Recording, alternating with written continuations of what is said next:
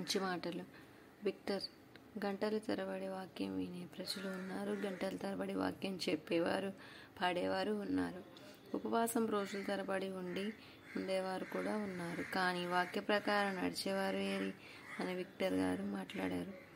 ప్రతి అద్భుతానికి ప్రారంభం ప్రార్థన. Charles surgeon. ప్రతి అద్భుతానికి ప్రారంభం ప్రార్థన అంటే ఏదైనా మనం అద్భుతం చూడాలి అంటే దానికి కారణం ప్రార్థన. ప్రార్థన ద్వారా ప్రారంభించడం వల్ల అద్భుతాన్ని మనం చూస్తాము అని చార్లెస్ సర్జన్ గారు మాట్లాడారు. ఓర్పు చాలామంది అంటారు ఓర్పు అంటే ఊరగల్ల పట్టణం అవుతుంది అని. ఓర్పు ఉండాలి అంటారు. ఓర్పు ప్రతి మనిషికి చాలా అవసరం. ఓర్పుగా ఉండడం కష్టం, కానీ ఓర్పుగా ఉంటే మనకు చాలా ఉపయోగాలు ఉన్నాయి.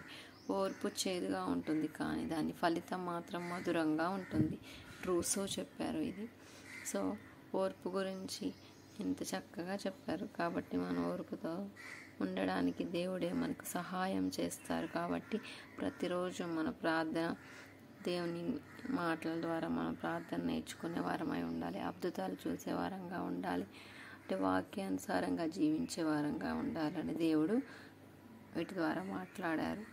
దేవుడు ఈ కొద్ది మాటలో దీవించి ఆశీర్వదించునుగాక. ఆమేన్.